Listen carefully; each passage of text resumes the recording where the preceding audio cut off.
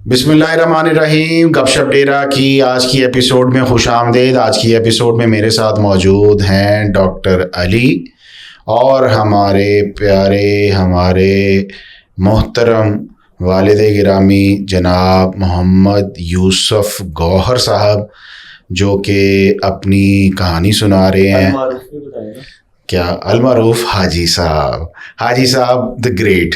ठीक है, हाजी साहब कह रहे थे कि लोगों को मेरे नाम का किस तरह पता लगेगा। मैंने कहा जी हम नाम ले लेते हैं। हाजी साहब का नाम है जी मोहम्मद यूसुफ गौहर, और गौहर जो है वो इनका आई साहब तखल्लुस है। क्या है ये गौहर की भी पहले आगे बढ़ने से पहले ये गौहर की तो ज़रा हिस्ट्री बताएं ज़रा, क्या है? ये भी एक मजाक ही है। अच्छा, क्योंकि मैट्रिक के एग्ज़ाम के जब दाखिले जा रहे थे तो वो फॉर्म पुर कर रहे थे सारे बच्चे। अच्छा, तो सारे बच्चे ना अपने नाम के साथ कुछ न कुछ लगा रहे थे। अच्छा, तो उस वक्त और तो कुछ ज़हन में नहीं आया, तो मैंने भी अपने नाम के साथ ये लगा दिया। नहीं तो गौहर लगाने का क्या मकसद था? कोई पता नहीं उस वक्त कुछ कोई मकसद नहीं था। बस जैसे भेड़ चाल थी ना, तमाम लड़कों ने ना अक्सर ने कुछ ना कुछ अपना तखल्लुस लगाया या क्या, तो मैंने भी उसी राह में आके अपने नाम के साथ लगाया। गौहर जहन में कोई चीज थी? किसी किस्म की कोई चीज ऐसी नहीं थी। और फिर वो ये एक नाम का हिस्सा परमानेंट बन गया, क्योंकि मैट्रिक के सर्टिफिकेट में भी आ गया। अच्छा, मैट्रिक की सनद में भी आ गया सारा कुछ। यानी कि मोहम्मद यूसुफ जो हैं वो इस तखल्लुस के साथ गौहर नायाब बन गए, ऐसे ही है? समझ सकते हैं आप, समझ सकते हैं। अच्छा जी, पिछली एपिसोड में हमने डिसकंटिन्यू किया था। अमेरिका यात्रा हाजी साहब की मुकम्मल हो गई थी, और हम अमेरिका यात्रा के बाद हाजी साहब फ़्लाइट लेके तो कराची पहुंच गए थे। अमेरिका यात्रा से गए थे अपना उम्रा करने, और उम्रा करने के बाद फ़्लाइट लेके कराची पहुंच गए थे। कराची पहुंच गए, आपने गालिबन वहाँ पर स्टे किया? एक नहीं, स्टे नहीं किया, कनेक्टिव फ़्लाइट यानी कि आगे से ये था कि तकरीबन फजर के वक्त ही हम कराची लैंड कर गए थे। जी जी। और रात को 2:30 बजे वहाँ से चली थी जद्दा से फ़्लाइट। जी जी। तो तकरीबन मेरा सूरज निकलने वाला ही था तकरीबन। जी जी। तो इमिग्रेशन की फॉर्मेलिटी सारी कंप्लीट करके बाहर निकले, तो मेरे साथी जो थे जनाब अहमद करीम साहब, वो क्योंकि कराची से इतला रखते थे, तो उनके बेटे वगैरह उनको रिसीव करने के लिए लेके आए हुए थे। तो वो फिर मुझसे अलविदा होके उनके साथ घर चले गए। तो मैंने देखा कि कराची से कोयटा की फ़्लाइट भी 9-10 बजे जाती है। जी जी। तो क्यों ना मैं ट्राई करूं कि मुझे वो फ़्लाइट मिल जाए और मैं कोयटा चला जाऊँ, मुझे स्टे ही ना करना पड़े। तो मैं फौरी तौर पे पीआई के काउंटर पे गया। जी जी। वहाँ से बुकिंग कराई। बुकिंग आसानी से हो गई, कोई मसला नहीं बना। 9 बजे के करीब मेरा फ़्लाइट थी। थोड़ा इंतज़ार करना पड़ा, बस उसी फ़्लाइट से फिर मैं कोयटा पहुँच गया। अच्छा, कोयटा पहुँच गए, कोयटा लैंड कर गए, घर आ गए। आगे फिर क्या कोई कोयटा में मज़ीद? इससे पहले मैं कुछ पूछना जी जी जी। आप दोनों से, आप एक फॉरेन टूर करके आए तो, और साथ उम्रा भी आपने किया, तो इनके लिए बाकी सारों के लिए क्या आपको तोहफे हाइक लेकर आए? कुछ आपको याद हो या? हाँ जी, मुझे याद है। क्या पैंट शर्ट्स आई थी और पैंट शर्ट्स आई थी गालिबन, जीन्स की पैंट थी, और डॉलर्स भी मिले थे हमें। वाह, डॉलर्स मिले थे। 25 रुपए का डॉलर था, तो हमें डॉलर्स भी अता हुए थे। और चीज नहीं आता पैंट शर्ट के अलावा और कोई और? बस कुछ इस तरह के, कुछ जाहिर बात है फिर वो उम्रे पे भी गए थे, तो बाकी तो फिर कोई और कुछ सामान होगा। हमारे हवाले से, मेरे इंटरेस्ट के हवाले से तो मुझे यही याद पड़ता है कि वो कोई बेहतरीन से जनाब वो अमेरिका से ही खरीदे, अमेरिका से ही ना वो पैंट शर्ट्स आई थी। अच्छा, कोयटा पहुंच गए, ठीक है, सफ़र आपका मुकम्मल हो गया अमेरिका का। फिर उसके बाद कोयटा में मज़ीद दिन आपने कैसे गुजारे और क्या कुछ हुआ मज़ीद? आप अच्छा, उन दिनों आप यानी कि कोयटा जब थे तो आपने कई सफ़र भी किए और बड़े बड़े बलूचिस्तान के दूर उफ्तादा इलाकों में भी आप गए। वो ज़रा हमसे बताया, शेयर कीजिए कि आपने कहाँ कहाँ की वो कहते हैं वो यात्रा की और कहाँ कहाँ आप गए? कोयटा में ये 90 की बात है मेरा ख्याल है। जी जी। तो हमारी promotion as a vice president हो गई थी, तो उसी दौरान में प्रोविंशियल चीफ नए भी आ चुके थे। तो एक दिन उन्होंने ऑर्डर किया कि आप कोस्टल एरिया की ब्रांचेज जो हैं सारी विज़िट करके आएँ। अच्छा। तो कोस्टल एरिया में उस वक्त हमारी ब्रांचें एक तुर्बत थी, पसनी थी और ग्वादर थी। उस वक़्त ये इन इलाकों में हालात ठीक थे? बिल्कुल ठीक ठाक थे, कोई ऐसा किसी किस्म का कोई मसला नहीं था। अच्छा। तो हुक्म की तामील करते हुए मैंने कोयटा, क्योंकि उस वक्त फोकर तैयारे चलते थे, तो कोयटा से मैंने तुर्बत की बुकिंग कराई। मेरे ख्याल अब भी फोकर ही चलते होंगे जो। अब तो फोकर आउट ऑफ अच्छा फ्लीट हो चुके हैं सारे। अच्छा। क्योंकि एक एक्सीडेंट हुआ था फोकर का, तो उसके बाद ये ग्राउंड कर दिए गए थे सारे। अच्छा। तो मैं कोयटा से तुर्बत पहुंचा, और कोयटा से तुर्बत के दौरान का सफ़र ज़रा एक दो जगह एयर पॉकेट आई, जिसकी वजह से टर्बुलेंस वगैरह। हाँ, वो जहाज़ थोड़ा सा ऊपर नीचे हुआ। बहरहाल खैरियत से मैं तुर्बत पहुंच गया। तुर्बत में मेरे मैनेजर साहब तुर्बत ब्रांच के तशरीफ़ लाए हुए थे एयरपोर्ट पे। ये आजकल भी अगर देखा जाए, ये तुर्बत, पसनी, अब ग्वादर का तो खैर डेवलपमेंट हो गई है, लेकिन आजकल के दौर में भी ये इलाके कोई इतने डेवलप नहीं है। उस दौर में क्या हाल था? मैं आपको अर्ज़ करता हूँ, आप थोड़ा सा मेरे साथ चलेंगे तो सारी सैर कराऊंगा इंशाल्लाह आपको। अच्छा जी। तुर्बत पहुँचे तो अपने जहाँ वो रेस्ट हाउस का इंतज़ाम था वहाँ सामान वगैरह रखा। तो फिर मैंने ब्रांच की ज़रा थोड़ी सी इंस्पेक्शन वगैरह, ऑडिट वगैरह कुछ करना चाहिए, जो कि मेरी ड्यूटी भी थी। तो वो सारा काम समेट के ख़त्म करके शाम को फिर मैं अपने उस रेस्ट हाउस में आ गया।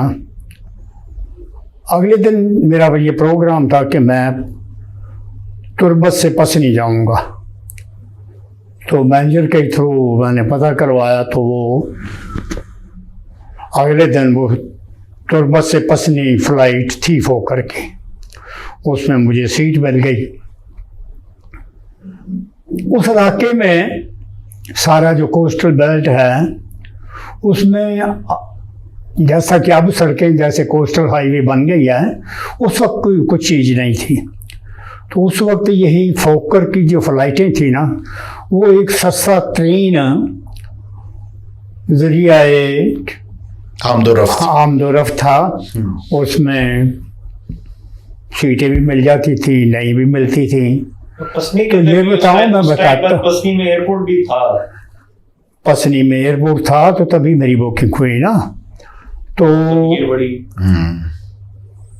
तुर्बत में सब जब हम जहाज़ में बैठे तो माशाल्लाह ऐसे ही लगा कि जैसे हम पंजाब में टांगे में बैठते। अच्छा। बिल्कुल, ज़रा उसमें ज़रा, क्योंकि सीट उसमें सीटें लिमिटेड होती हैं, तो वो कई औरतें बेचारी उन्होंने अपनी छोटी छोटी गठड़ियाँ पकड़ी हुई, तो सीट तो कोई नहीं थी। अमले ने जहाज़ के फर्श पे ही उनको बैठा दिया था। अच्छा। वो जहाज़ के फर्श पे ही बैठे ही सफ़र किया उन्होंने।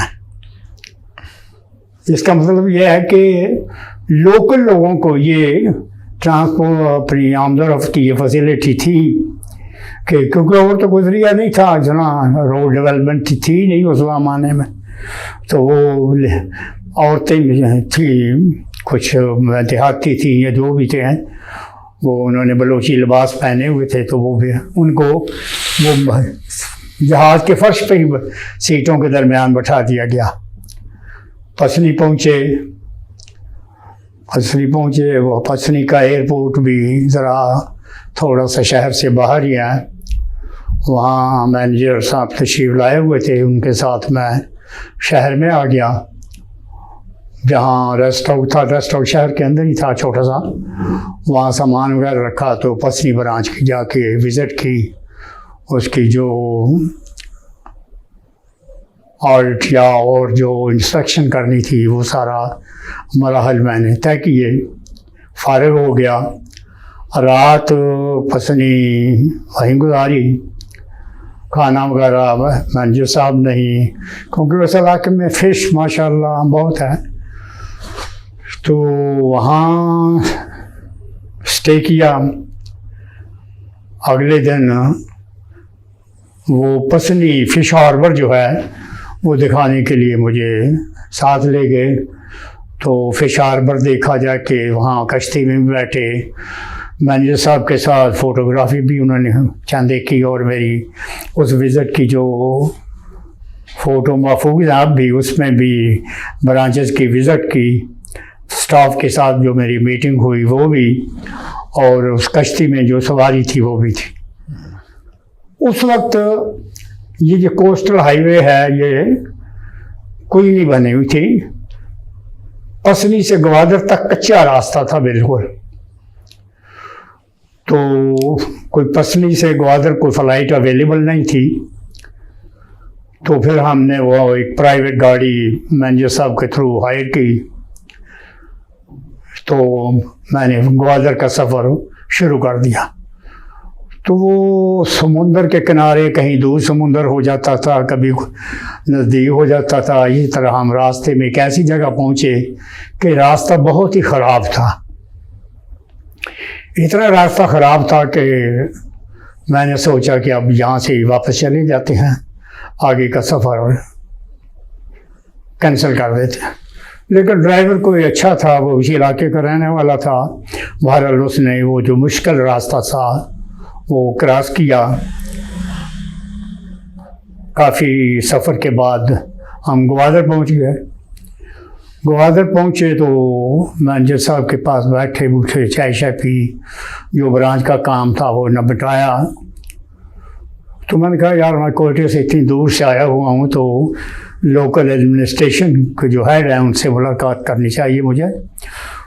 तो वो डीसी साहब से उन्होंने मुलाकात तय की फौरी तौर पे। आप डीसी हर जगह ढूंढ लेते थे आप?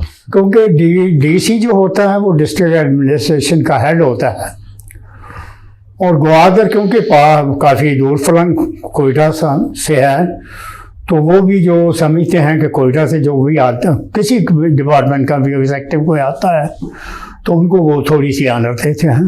बहरहाल हम ऑफिस में जाके मिले, वो क्योंकि बहुत ही ज़्यादा मसरूफ़ थे, तो जो भी उनके साथ वक्त गुजारा तो उन्होंने कहा कि ऑफिस में तो मसरूफियत बहुत ज़्यादा है, मैं आपको सही भी अटेंड नहीं कर सका या कर रहा, तो आप सेकंड टाइम पे ना घर पे तशरीफ़ लाइए। तो ये कह के हम वापस आ गए।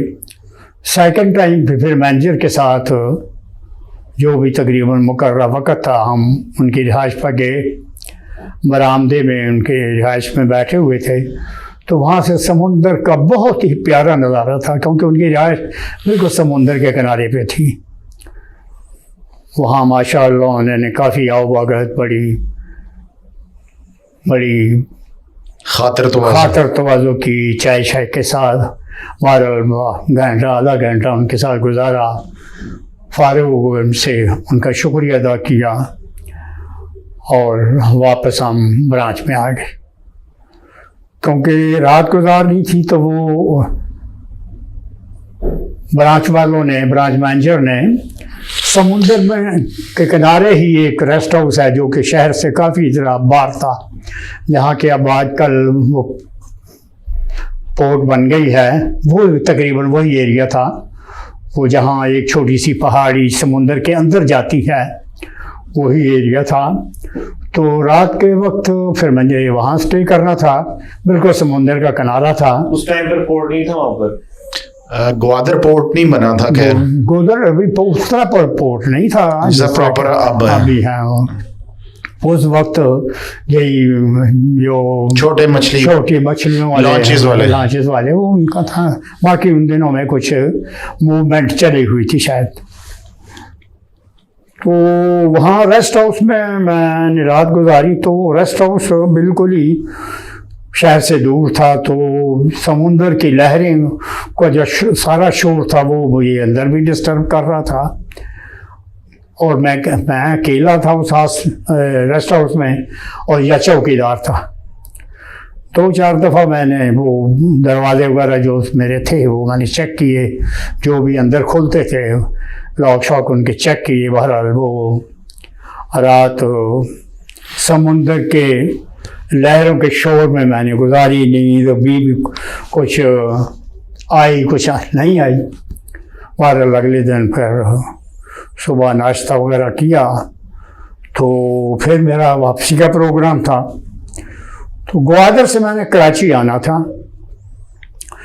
तो उन दोनों में कराची से ग्वादर, ग्वादर से मस्कत, ये फोकर फ्लाइटें चलती थी PIA की।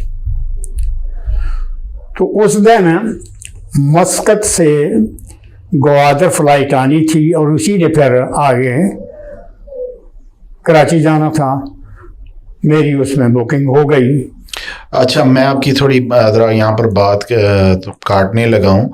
हमारे सुनने वालों को अगर आप ये इन्फॉर्मेशन देना चाहें, और मेरे भी इल्म में है और आपके इल्म में भी है कि ग्वादर बेसिकली ओमान का ही हिस्सा था। ये उसी का हिस्सा था। ये तो माशाअल्लाह बेगम वकार नसा नून की कोशिशों से ये पाकिस्तान को मिला। बिल्कुल ऐसे। इसकी तफसील तो अखबारों में भी आ चुकी है, लेकिन कई लोगों को नहीं पता। जी जी जी। तो वहाँ से ग्वादर से मस्कत बिल्कुल मेरे ख्याल आधे घंटे की भी फ्लाइट नहीं। जी बिल्कुल ऐसा ही है। और ग्वादर से ईरान भी जो है, उसकी चाबहार जो है वो भी करीब है, कोई 120 या 130 किलोमीटर के करीब है। इवन के जो ग्वादर के उस वक़्त के रहने वाले कई लोग जो ओमान में आबाद हो गए थे, बलोच ट्राइब, वो अब भी ओमान की फ़ौज में अब भी मुलाजिम है, और बलोच आबादी ओमान में अब भी मौजूद है, वहाँ पर जॉब्स वगैरह करते हैं। अच्छा, मैं आपको ये भी बताऊँ कि रात को खाने पे बैठे हुए थे, तो वो चिकन वगैरह बनाया हुआ था जहाँ भी होटल में। तो वो मैनेजर साहब कहने लगे, ये जी आप ईरानी चिकन खा रहे हैं। जी बिल्कुल, क्योंकि वहाँ से ईरान जो है बिल्कुल करीब ही है, बजाय इसके कि वो कराची से चीज़ें मंगवाएं। हाँ, कराची तो वहाँ से 700-800 किलोमीटर दूर है। जी जी। और ईरान का मेरा बॉर्डर वहाँ से 100-150 या इसी के करीब ही है। तो वहाँ से जो लोकल ट्रांसपोर्ट चलती है, डाले वगैरह, उसी पे वहाँ का सामान, सब्जियाँ भी, चिकन भी, अब भी यही हाल है, अब भी यही हाल है। तो वो सारी फैसिलिटीज़ अवेल की जाती हैं उस वक्त भी। और समुंदर के साथ साथ ही वो कोई पक्की रोड तो थी नहीं उस ज़माने में भी, तो वो वहाँ से ये सारा, बल्कि दूसरा सामान भी वहाँ से स्मगल होके, स्मगलिंग कहें या कुछ भी होके, वो भी ग्वादर में पहुँचता था। आपको ये जो तीनों शहर थे उस टाइम पे कैसे लगे? अंडर डेवलप्ड थे कि बस नॉर्मल जिस तरह शहर थे? देखो जी, वैसे बलूचिस्तान का खासकर जो मकरान बेल्ट है या कोस्टल एरिया है, तो वो तो इतना डेवलप नहीं था। आहिस्ता आहिस्ता डेवलप हो रहा है माशाल्लाह। अब तो ग्वादर जो ये अब बनाई गई है या बन रही है पोर्ट, और एयरपोर्ट भी बन गई है जो कि बड़ी मॉडर्न किस्म की बनाई गई है। उसके बाद ये एक तरक्की का दरवाज़ा खुल गया है ग्वादर के लिए, लोकल लोगों के लिए भी, और इकानमी ऑफ बलूचिस्तान के लिए भी, पाकिस्तान के लिए भी। जब ये मुकम्मल तौर पर फ़ाल हो जाएगी पोर्ट, तो माशाअल्लाह ये पाकिस्तान के लिए मुआशी हब समझा जाएगा। और उम्मीद है कि ये जल्दी ही जो कि चाइना के साथ काम हो रहा है मिलके, ये जल्द से जल्द पाए तकमील तक पहुंचेगा। तो आप जब ये ग्वादर वगैरह, मकरान, इन इलाकों में गए जो आप बता रहे हैं, तो वहाँ से आपने कोई ख़रीदारी वगैरह की? किसी किस्म की भी वहाँ से मैंने कोई ख़रीदारी नहीं की। अच्छा। बस वो वहाँ ये मुझे देखने का मौका मिला कि एक दो जगह समुंदर के किनारे ये जो नमक बनाया जाता है समुद्री वो थे, वो और जो झींगा मछली थे वो बड़े बड़े मैदानों में सुखाने के लिए डाली हुई थी, वो मुझे देखने का ज़रूर मौका मिला। और ग्वादर से फिर मैं उस फ्लाइट से जो कि मस्कत से आई उस पर सवार होकर कराची पहुंच गया, और कराची से फिर मैंने कनेक्टिंग फ़्लाइट लेके कोयटा पहुंचा। अच्छा, तो हाजी साहब फिर आप यानी कि कोयटा वापस आ गए, उसके बाद फिर जो आपका वक्त गुजरा उसमें कोई मजीद आपने क्या किया उधर? कोयटा से कराची बाई रोड सफ़र करने का भी मौका मिला। अच्छा। कोई ट्रेनिंग प्रोग्राम था कराची में, तो बजाय इसके कि मैं बाई एयर कराची जाता तो मैंने ये फ़ैसला किया कि चलो बैंक की जो गाड़ी है उसका ड्राइवर लेता हूँ और बच्चों को भी कराची ले जाता हूँ, इसी बहाने वो कराची की भी सैर हो जाएगी और वो कराची भी देख लेंगे। हाँ, मुझे याद आ गया। फरवरी का महीना था, तो रात को काफ़ी बर्फबारी हुई थी कोयटा में।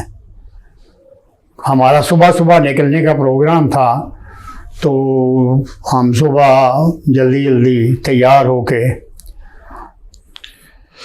कराची के लिए रवाना हुए। तो कोयटा से लेके कल्लात तक सिर्फ जो सड़क का हिस्सा था वो खाली था, बाकी दोनों तरफ वो सारी बर्फ़ पड़ी हुई थी। बल्कि कल्लात से आगे भी ऐसे ही था, लेकिन कल्लात के आगे फिर ज़रा कम हो गया था, हत्ता कि हमारा पेट्रोल ख़त्म हो गया गाड़ी में। जो कि रात को बर्फबारी हुई थी ना, उसकी वजह से बिजली की तारें कुछ जगह से कोई डैमेज हो जाए, उस इलाके में सारे में बिजली बंद थी। आप बड़े परेशान हुए कि यार पेट्रोल थोड़ा है, कराची पहुंचना तो क्या करेंगे। तो फिर ड्राइवर ने एक दो जगह पूछा, हम कलात ब्रांच में भी गए, लेकिन वहाँ भी सारे पेट्रोल पंप बंद थे, बर्फबारी की वजह से बिजली भी नहीं थी। तो किसी ने कहा कि आगे वड जगह आती है, बड़ी मशहूर मरूफ कबायली सरदार का वो एरिया है, तो वहाँ एक हैंड पंप से ना गाड़ियों में पेट्रोल डाला जा रहा है। तो वो काफ़ी सफ़र करने के बाद हम वड में पहुँचे, वहाँ से हमने पेट्रोल डलवाया और कराची का सफ़र दोबारा शुरू हो गया। अच्छा, आजकल तो उन इलाकों में ना ईरानी पेट्रोल बहुत मिलता है, क्या उस वक्त ये ईरानी पेट्रोल मिलता था बलूचिस्तान में? मैं कुछ ज़्यादा नहीं जानता, ना मुझे इल्म है इस वक्त कि मैं कुछ बता सकूं। बहरहाल पेट्रोल की अवेलेबिलिटी उस वक्त ये प्रॉब्लम आई, वो भी वजह ये थी कि उस इलाके में सारे में बिजली गई हुई थी, क्योंकि कोयटा में जो बर्फबारी हुई उसकी वजह से जो ट्रांसमिशन लाइनें थी वो डैमेज हो चुकी थी। ठीक है। हत्ता कि हम रात को सारा सफ़र करते करते रात को कराची पहुँचे। तो ड्राइवर जो था वो कराची का जाना पहचाना था, हालांकि बलोच था, वो पहले कराची में ही बैंक में सर्विस करता रहा था। तो उन दिनों में कराची शहर के मुख्तलिफ हिस्सों में कर्फ्यू लगा हुआ था। ये 90s की बात कर रहे हैं? 90 की बात कर रहा हूँ। जब ये MQM का स्टार्ट था और वो ये फरवरी 90 की बात होगी मेरा हाल है। जी जी। क्योंकि फरवरी में ही इधर कोयटा में बर्फबारी हुई थी। तो जब कराची पहुँचे तो जिस रास्ते पे भी वो ड्राइवर जाता, आगे रास्ते बंद होते, बड़ी परेशानी हुई। क्योंकि मेरी जो होटल की बुकिंग थी वो सदर एरिया में कैंट रेलवे स्टेशन के सामने जो रोड सदर की तरफ आती है उसमें बुकिंग थी, काफ़ी मशहूर मारूफ होटल था। मतलब वो ड्राइवर था किसी तरीके से मुख्तलिफ रास्तों से होता हुआ बचता बचाता वहाँ हमारी होटल तक पहुँचा और वहाँ हमने रिहाइश की। तो क्योंकि वो एक ट्रेनिंग कोर्स में भी था, तो ट्रेनिंग कोर्स हमारा जो स्टाफ कॉलेज क्लिफ्टन में था वहाँ होता था। मैं सुबह वहाँ चला जाता था बच्चे होटल में अकेले इकट्ठे होते थे। तो ये छोटे थे उस वक्त, ये शरारती भी करते थे। मुझे बाद में पता चला कि ये बाहर निकल के लिफ्ट में बैठ के नीचे चल, मेरा चौथी पाँचवीं मंजिल पे मेरा कमरा था, तो ये ग्राउंड फ्लोर पे चले जाते हैं, वहाँ से फिर बैठते हैं। नहीं, हमने उधर एक और काम भी किया था जो शायद हाजी साहब के इल्म में नहीं है। वो काफ़ी कसीरुल मंजिला इमारत थी, तो हम लोग काफ़ी ऊपर वाले फ्लोर पे थे। प्लाजा इंटरनेशनल गालिबन नाम था उसका, मुझे याद पड़ता है। तो हम लोग काफ़ी ऊपर वाली मंजिल पे थे, तो हम लोग ना उसकी वो कोई एक खिड़की खुल जाती थी, उसको खोल के हमने वहाँ से पतंग भी उड़ाई थी होटल की खिड़की से यानी कि ये वहाँ का एक्सपीरियंस था हम लोग वहाँ पर जनाब। मैं तो वहाँ ट्रेनिंग कॉलेज चला जाता था, स्टाफ कॉलेज में। तो मुझे पता चला कि ये दोपहर को कहीं वहाँ करीब एक बाजार था, वहाँ से होटल से कुछ चीज़ें खरीदने के लिए भी अकेले दोनों भाई छोटे थे। जब मुझे पता चला तो मुझे तो इतना खौफ आया, मैंने कहा यार और ये जो कर्फ्यू तो वहाँ नहीं था, तो बाहर रश भी होता है, फिर खुदा ना करेंगे कहीं इधर उधर गुम हो जाए तो हम कहाँ इसको तलाश करते। तो ये अम्मी को कह कू के बाहर ये खुद ही लिफ्ट के नीचे उतर के होटल से बाहर निकल के वहाँ से होटलों से कुछ चीज़ें वगैरह खाने पीने की खरीद के ले आते थे। बेसिकली जो कराची में ना हवा बहुत तेज़ चलती है सर, तो वहाँ पर वो जो पतंग उड़ाने का एक्सपीरियंस है ना, वो मुझे आज भी याद है। बहुत अच्छी वो जैसे कहते हैं ना, वो खुद ही गुड्डी उड़ती जाती है, पतंग उड़ती जाती है, वो बस वैसे ही हिसाब था। तो वो 2-4 दिन का स्टे था, वो कोर्स था, तो रोज़ ऐसे होता था, मैं चले जाता था। शाम को फिर आके सेकंड टाइम पे ड्राइवर साथ लेके कोई इनको 2-4 जगह सैर सपाटी कराए, जिसपे हम हज़रत कायद आज़म रहमतुल्लाह अलैह के मज़ार पे भी गए, वहाँ फातिह वगैरह भी पढ़ी, फिर हिल पार्क पे भी गए, सफारी पार्क था एक उधर, हिल पार्क था वहाँ भी गए। फिर इनको लेके मैं क्लिफ्टन भी गया, साहिल पे भी। जी। क्लिफ्टन से सारा इनको समुंदर का नज़ारा वगैरह दिखाया। इनके लिए भी नहीं, पहली दफ़ा समुंदर ये देख रहे थे, तो ये 2-4 दिन में जो नहीं 2-4 दिन में जो पॉसिबल था वो इनको सैर कराई, ताकि जब वो फिर वापसी का प्रोग्राम बनाया तो वापसी भी लंबा सफ़र था, काफ़ी लंबा होता है। तो हम भी सुबह जल्दी होटल से कोयटा के लिए रवाना हो गए। 1200 किलोमीटर का ये, और जितना भी फासला है काफ़ी फासला है, क्योंकि हमें वापसी आते रात हो गई। तो मस्तोंग के इर्द गिर्द या मस्तोंग से पहले ड्राइवर ने मुझे इशारतन बताया कि ब्रेक ऑयल लीक हो गया है, गाड़ी का ब्रेक ऑयल लीक हो गया है। तो मैं यकदम खौफजदा हो गया, यार रात भी हो गई है, अभी सफ़र भी आगे है, आगे लग पास का चढ़ाई भी आनी है बहुत ज़्यादा। लेकिन ड्राइवर माशाल्लाह एक्सपर्ट था, उसने हैंड ब्रेक से गुजारा करते हुए रात के 9-10 बजे तक हमें वो हैंड ब्रेक से गुजारा करते हुए वो लखपास की बहुत ख़तरनाक चढ़ाई भी की, और हम खैर खैरियत से कोयटा अपने रिहाइश गाह पे पहुँच गए। अच्छा हाजी साहब, मुझे याद पड़ता है कोयटा जब हम थे तो वहाँ पर हम लोगों को अक्सर आप अपने साथ मुख्तलिफ महाफिल में लेके जाया करते थे। उन दिनों आजकल जो मौलाना ताहिरुल कादरी साहब हैं, ये उन दिनों ये सियासत वगैरह से दूर थे, और ये गालिबन इनके जो पीरो मुर्शिद हैं वो भी कोयटा से उनका ताल्लुक़ था, तो ये वहाँ आया करते थे। और वैसे भी ये अपने सफ़र के सिलसिले में वहाँ पर हर माह आया करते थे। तो एक्सपीरियंस हमें कई महाफिल अटेंड करने का हुआ, वो उनके बारे में भी ज़रा कुछ बताइए। बड़े जय्यद उलमाए कराम को सुनने का भी मौका मिला आपके साथ, और कई नात खां, अपने वक्त के बड़े नात खां जो हैं, जिनके बारे में अब जो यानी कि नात गो शायर भी थे, उनके भी यानी कि हमें वो अलग है, ये अलग है सिलसिला। तो तो ये तब जनाब ताहिरुल कादरी साहब हर महीने के लास्ट वीक में ना कोयटा आते थे।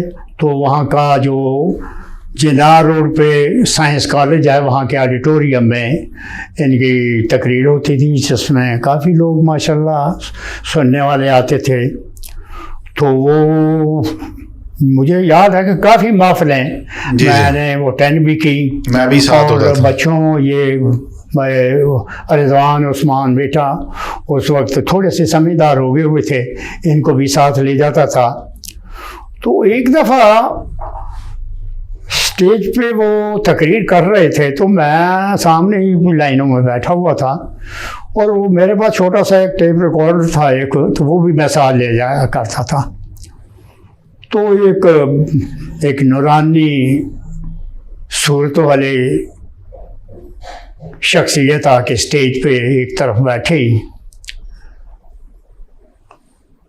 तो वो उनका चेहरा इतना माशाल्लाह नूरानी और पुरकशिश था कि मैं महफिल की तरफ तो कम देख रहा था, मैं उनका चेहरा देखता रहा जितनी देर भी रहा। लेकिन उस वक्त तक मुझे नहीं पता था कि ये कौन है। जी जी। बाद में फिर मेरे साथियों ने बताया ये कि पीर ताहिर अलाउद्दीन अलगिलानी है, जो कि ताहिरुल कादरी के भी पीर थे। ताहिरुल गिलानी के वो मशहूर व मारूफ हस्ती हैं कि ये हज़रत गौसे पाक के मज़ार पाक के नकीब थे। इनका ख़ानदान अब भी नकीब की जो ज़िम्मेदारियाँ वो संभाले हुए है।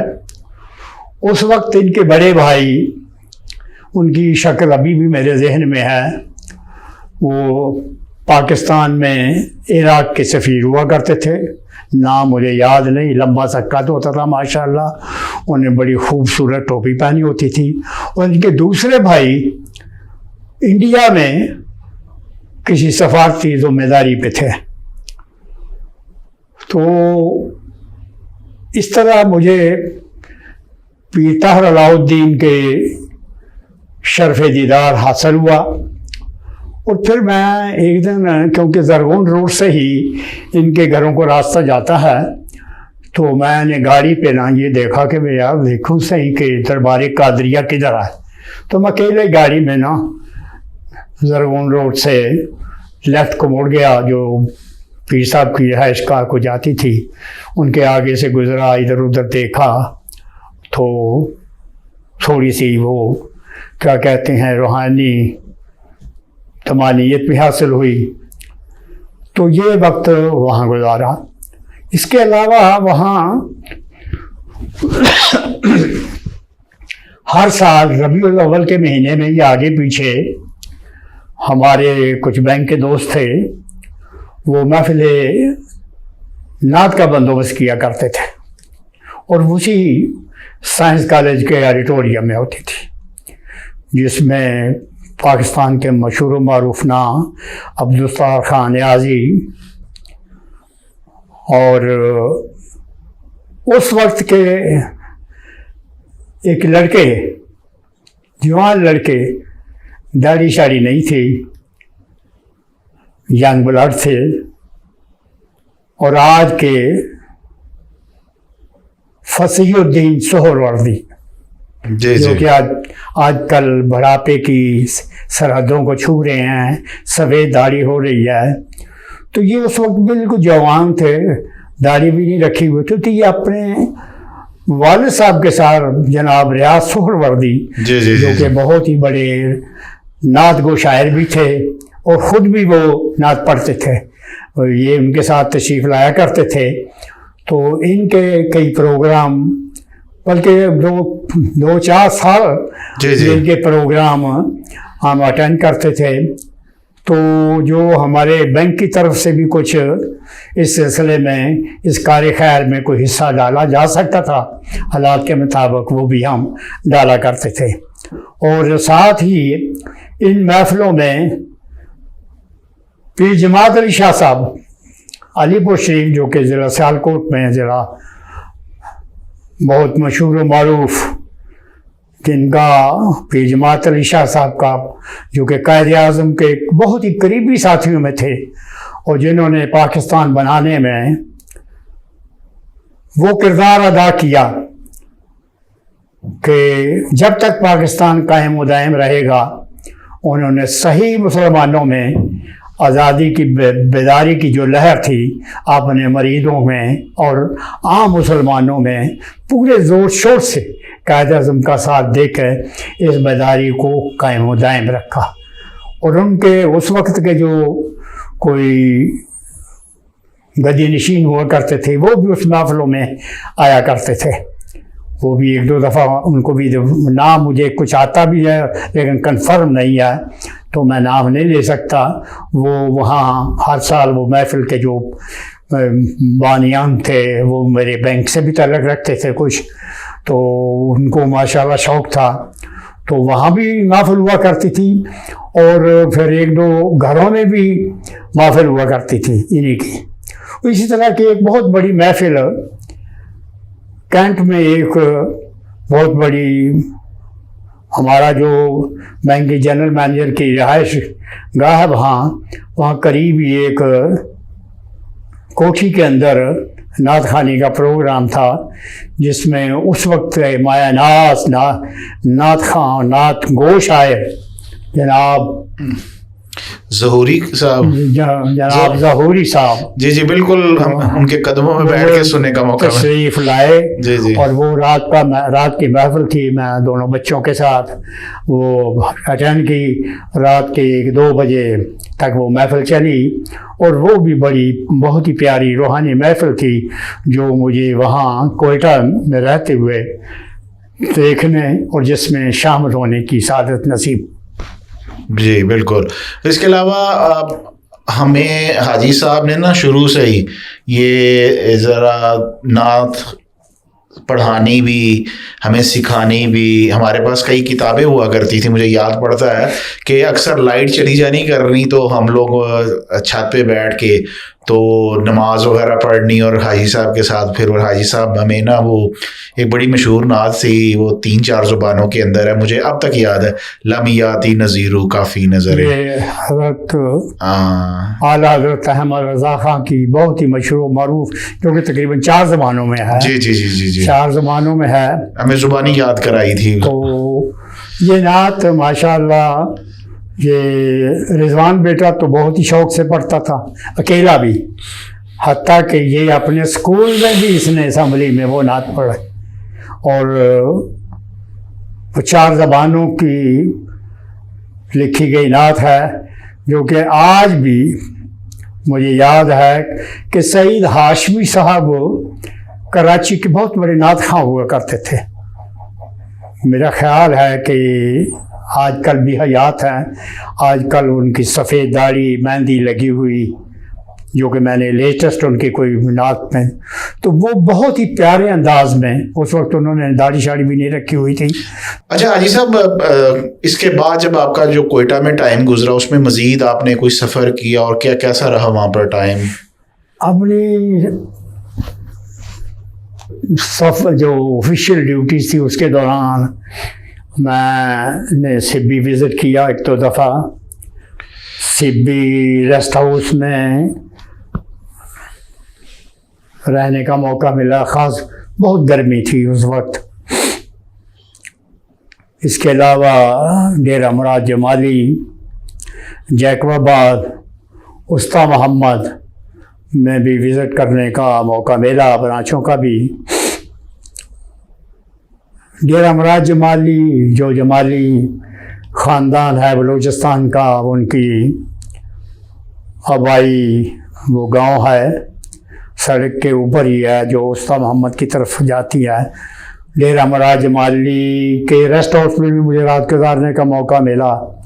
जैकबाबाद में भी रात गुजारी। उसमें ये था कि वहाँ कोई रिहायशी ज़्यादा कोई अच्छे होटल थे नहीं, बहरहाल जो भी था वो ड्राइवर वहाँ ले गया। वहाँ मैं था और मेरे साथ अपने दफ्तर के ऑफिसर थे, तो वहाँ हमने रात गुजारी। तो हमारे पास पजारो गाड़ी होती थी दफ्तर की, तो वो पजारो गाड़ी कीमती गाड़ी समझी जाती है, उस इलाके में ये वारदातें भी होती थी। तो ड्राइवर जो था वो करीब ही किसी सराय टाइप के होटल में राइश रखता था।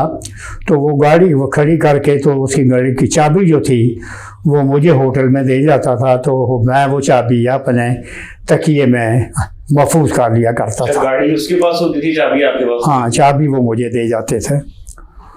फिर एक दिन अगले दिन ही फिर मुझे एक अपने दफ्तर से मैसेज मिला कि साहब फरमा रहे हैं कि आप लाड़काना से भी होते आए, क्योंकि हालात इस तरह थे जिस तरह के मैंने कहा कि गाड़ियां छीनी भी जाती थी। आपकी एक बात में काट लेना हूँ, लाड़काना तो सिंध का एक शहर है। ये भी सिंध का, जैकबाबाद भी तो सिंध का ही है। तो ये फिर बलूचिस्तान के साथ किस तरह अटैच थे? ये बलूचिस्तान साथ ही है ना। अच्छा, तो ये ब्रांच इनकी ब्रांचेस जो थी वो बलूचिस्तान की ब्रांचें हैं ना। अच्छा, मोहम्मद भी बलूचिस्तान का हिस्सा है। अच्छा, डेरा मुराद जमाली भी वही जैकबाबाद में रहा है, वो बलूचिस्तान से बाहर हो जाता है। और लाड़काना तो वैसे ही भी सिंध का ही। हाँ, वो सिंध में है। तो मुझे सिंध भी आता था उस टाइम? मतलब आप तो सिर्फ कोयटा वाली बलूचिस्तान के मतलब के हेड वगैरह नहीं थे आपके? नहीं, मैं नंबर 2 था उनका। सिंध भी आपके अंडर आता था? नहीं, सिंध नहीं आता था। वो असल में वहाँ की एक लाड़काना की एक पार्टी थी जो कि यहाँ पे कारोबार करती थी, उसके साथ कोई बैंक के तल्लुकात थे। तो मुझे कोयटा से मैसेज मिला कि गौर साहब आप लाड़काना भी होते आए, क्योंकि लाड़काना के जल्दी, क्योंकि सिंध के हालात कुछ इस तरह थे कि मुझे भी डर लग रहा था कि भाई नए इलाके में ना जाऊँ। तो मैंने उन्हें ये कह के कि जी उधर जाना ख़तरनाक है, अच्छा नहीं है, ठीक नहीं होगा, तो मैं माजरत करता हूँ कि मैं वहाँ ना ही जाऊँ। तो फिर हम वहाँ से उस्ताद मोहम्मद तो हो आए। उस्ताद मोहम्मद जो कि लाड़काना की तरफ ही से आगे, उस्ताद मोहम्मद से भी आगे लाड़काना से निकल जाता है रास्ता। उस्ताद मोहम्मद की ब्रांच की विज़िट की, वहाँ देखा तो मैंने कहा चलो एरिया के जो असिस्टेंट कमिश्नर है उनसे भी मुलाकात कर लेते हैं। तो मैं भी उनको एक ऑफिशियली कॉल करने के लिए उनके दफ्तर में हाज़िर हुआ। तो वहाँ मेरे जाने से पहले जमाली कबीले के जो उस वक्त के हेड थे वो भी तशरीफ़ फरमा थे। उस वक्त नाम तो मुझे याद नहीं, छोटा का सफ़ेद का पगड़ी उन्होंने बांधी होती थी, सफ़ेद लिबास, तो वो भी वहाँ तशरीफ़ रखते थे। तो उन्हीं के होते हुए ही मैंने असिस्टेंट कमिश्नर साहब को कर्टसी कॉल की, सलाम दुआ हुई, उनसे गपशप हुई, चाय पी और उनसे इजाज़त लेके वापसी का सफ़र फिर कोयटा का शुरू कर दिया। अच्छा हाजी साहब, इसके बाद जो आपका कोयटा में वक्त गुजरा, उसके कोई याद, कोई और मज़ीद कोई ऐसा वाक़या? कोयटा के करीब ही तकरीबन 10 किलोमीटर के फासले पे कोयटा के शमाल की तरफ एक झील है जिसको हन्ना झील बोलते हैं। वो हन्ना ओढ़क की वादी है, वहाँ सारे आगे चश्मे भी हैं और सेब के बागात भी बहुत है। तो हम सैर के लिए ओढ़क भी जाया करते थे, वहाँ पानी के चश्मे भी हैं। तो एक दफ़ा हन्ना झील की सैर करने के लिए हाँ मैं बच्चों को साथ ले गया, हत्ता कि काफ़ी बर्फबारी में भी हन्ना झील में हमने विज़िट किया। अच्छा, ये हन्ना झील जो आप जिसका जिक्र कर रहे हैं, ये कुदरती झील तो ये कुदरती झील नहीं थी, ये अंग्रेज़ों ने 1894 या इस तरह के कुछ आना है, मुझे याद नहीं रहा। ये मैं उनका मुताला कर रहा था तो देख रहा था। तो ये एक मसनवी झील बनाई गई थी जिसमें इर्द गिर्द का जो बारिशों का पानी था वो वहाँ के जमा होता था। तो दो पहाड़ियों के दरमियान जो जगह थी वहाँ उन्होंने डैम टाइप दीवार बना दी हुई थी और उसमें लोहे के 5-6 दरवाजे लगाए हुए थे ताकि जब पानी खोलना हो तो वो खोला भी जा सके। तो वो काफ़ी बड़ी, कोई तकरीबन कोई 2000 एकड़ के करीब वो है एरिया मेरा ख्याल झील का। अच्छा। अब तो माशाल्लाह बहुत और डेवलप कर दिया गया है, उसके इर्द गिर्द में है प्लांटेशन भी कर दी गई है, और बच्चों के लिए जो यानी एक पिकनिक पॉइंट भी बना दिया गया है। नहीं वो तो उस वक्त भी होता था, लेकिन अब उसको ज़्यादा डेवलप कर दिया गया। मैं ये 2022 में गया था लास्ट, जब कोयटा होके आया हूँ, तो वो ऑलमोस्ट जो मुझे याद पड़ता है ना, तकरीबन वही चीज़ थी जो पहले थी। थोड़ी बहुत प्लांटेशन हुई है लेकिन ऑलमोस्ट वही है। वो करीब कोयटा के करीब तरीन एक पिकनिक पॉइंट है, तो मैं इनको बर्फबारी में भी लेके गया हूँ, वो भी फोटोग्राफी हमारे पास महफूज है। बर्फबारी में वो जम जाती थी। हाँ हाँ बिल्कुल, ये बर्फ में खेल रहे हैं, इर्द गिर्द सब बर्फ पड़ी हुई है। तो एक दफ़ा गर्मियों के मौसम था तो मैं इनको वहाँ ले गया, तो वह थोड़ा वक्त गुजारा, ये अपने झूलों पे खेलते कूदते रहे। तो मैंने कहा चलो यार, यहाँ जो कश्ती चलती है झील के अंदर जिसमें लोगों को बैठा के सैर कराई जाती है, तो आपको भी झील की सैर कराते हैं। तो मैं इन दोनों को लेके झील के किनारे पे पहुँचा, वहाँ कश्ती के पास, लेकिन कश्ती पूरी फुल हो चुकी थी। तो उन्होंने कहा जी अब गुंजाइश कोई नहीं है अब इसमें, और नहीं हम सवारियां बैठा सकते। तो मैं इनको लेके वापस आ गया, फिर हम वहाँ से अपने घर वापस आ गए। तो वहाँ से तकरीबन मेरा ख्याल है घर आते हुए घंटा लग ही जाता है, घंटा हवा।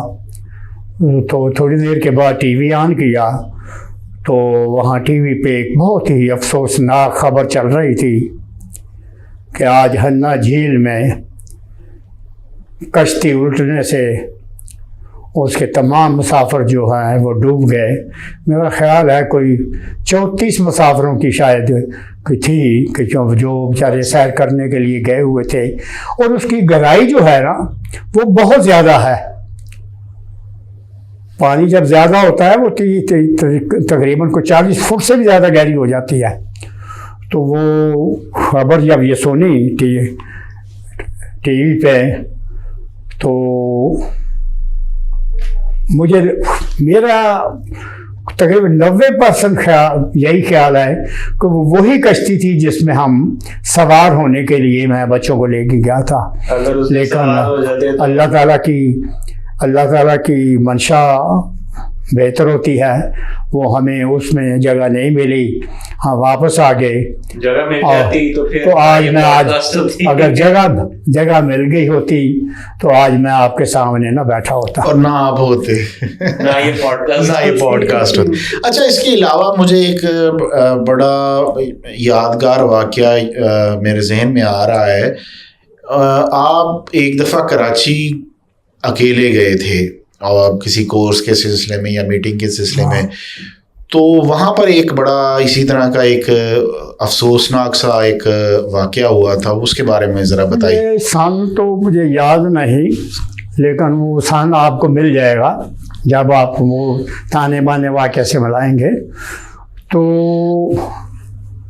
हम चार पाँच आदमी यहाँ से कोयटा से ट्रेनिंग के सिलसिले में गए हुए थे। तो मुझे होटल का नाम नहीं याद आ रहा, मेन होटल था, तो उस पर हमारी रिहाइश थी। तो हम कोर्स वगैरह अटेंड करके, तो मैं कहा चलो यार सदर चलते हैं। सदर बिल्कुल करीब था, बिल्कुल ही, बल्कि सदर के इलाके में वो होटल है। तो अभी जहाँ हम उतरे, वो उन्होंने कहीं काम से जाना था, मैंने कहा यार मैं ज़रा ज़ेबुन्निसा स्ट्रीट जाऊंगा, मैं कोई सफारी सूट वगैरह कोई ख़रीदूँगा। तो एक धमाके की बात सुनी पहले की, तो वो बड़ा धुआं सा उठा। तो वो एम्प्रेस मार्केट के करीब कोई धमाका हुआ था। बहरहाल हम काफ़ी दूर थे वहाँ से। तो फिर मैं, बच्चों ने कुछ कहा हुआ था कि जी स्पोर्ट्स गुड्स है कराची से हमारे लिए लेके आना। तो मैं वहाँ ज़ेबुन्निसा स्ट्रीट बाज़ार में चला गया। तो वो जो स्पोर्ट्स गुड्स की एक मशहूर दुकान थी, हुआ करती थी वहाँ, मैं उसको तलाश कर रहा था। वो इस तरह था, कभी उस गली में जाता हूँ, कभी उस गली में जाता हूँ, लेकिन वो मुझे दुकान नहीं मिली। मान कर चलो छोड़ो यार, अब दूसरी तरफ निकलता हूँ। तो वहाँ से वहाँ से मैं ज़ेबुन्निसा स्ट्रीट से निकल के दूसरी तरफ आ गया, उसके मगरब की तरफ। वहाँ मल्टी स्टोरी बिल्डिंग थी, उसके नीचे मार्केट थी। तो मैं उसके नीचे एक शॉप के अंदर कोई सफारी सूट तैयार ही रेडीमेड पसंद कर रहा था कि इतनी में बहुत ज़ोर का धमाका हुआ। इतना ज़ोर का धमाका हुआ कि वो बिल्डिंग भी लर्ज़ उठी। लोग हड़बड़ा के दुकानों से भाग रहे हैं। मैंने भी बाहर निकल के भागना शुरू कर दिया। तो मैंने देखा कि यार गाड़ियाँ चीखती चिंगारी गुजर रही हैं, तो उसमें ज़ख्मी जो है वो मैंने अपनी आँखों से भी देखे। तो समझ नहीं आ रही थी कि मैं यार अपने होटल वापस जाना है, तो मैं कैसे पहुँच। बहरहाल भागन दौड़ करके खौफ और राज का आलम था। तो वहाँ से मैंने कोई मेरा ख्याल है रिक्शा वगैरह पकड़ा। तो मैंने कहा यार मुझे फलां होटल तक पहुँचाओ फौरन। भागम दौड़ करके वहाँ मैं अपने होटल पहुँचा। तो जो मेरे साथी मुझसे अलहदा हो के अपने कामों के सिलसिले में थे, वो बहुत फिक्रमंद हुए कि गौर साहब को हमने सदर उतारा है, सदर में ये धमाका हो गया है, तो पता नहीं क्या हाल है। वो भी इसी तरह ढूंढते ढूंढते होटल में पहुंच गए हुए थे। तो मैं भी पहुंच गया। होटल में पहुंचा, कोई तसल्ली हुई कि अल्लाह ताला ने महफूज रखा। आपको सुन के हैरानी होगी कि वो जुनैजो गवर्नमेंट का ज़माना था मेरा ख्याल है। ये कराची में इस तरह की दहशतगर्दी का पहला वाक़या था। और ये वाक़या उसी स्पोर्ट्स गुड्स की दुकान पे हुआ जिसको मैं तलाश कर रहा था। और उसमें कोई 65 आदमी एट द स्पॉट जिनकी डेथ हो गई थी। सबसे बड़ा दहशतगर्दी का ये वाक़या उस टाइम में हुआ जिसमें अल्लाह ताला ने मुझे महफूज रखा। घर वालों को नहीं पता था, क्योंकि इतना मैं टेलीफोन से रब्ता भी नहीं रखता था। बहरहाल होटल पहुंच के यार देखा यार है किधर, कहाँ हुआ धमाका। तो वो हमारे होटल से बिल्कुल जो सदर को स्पेशल रोड आती थी ना, उसी रोड पे वो धमाका हुआ था। और उसी दुकान में हुआ था जिसकी तलाश में थे आप? वो जो बड़ा धमाका था वो उसी स्पोर्ट्स गुड्स की दुकान पे हुआ था। दुकान के अंदर हुआ था? ये अल्लाह बेहतर जानता है। यानी कि उधर उन्होंने किसी वो बम जो था, टाइम बम जो था, जो भी ये डिवाइस थी, वो किसी चीज़ में रखी हुई थी और उसमें 65 आदमी एक धमाके की नज़र हो गए थे। अल्लाह ने मुझे महफूज रखा, अल्लाह का लाख लाख शुक्र है। अच्छा हाजी साहब, फिर आपने मज़ीद कितना वक्त कोयटा गुजारा है, यानी कि इसके बाद? फरवरी में अमेरिका से वापसी हो गई वाया जद्दा उम्रा वगैरह अदा करने के बाद।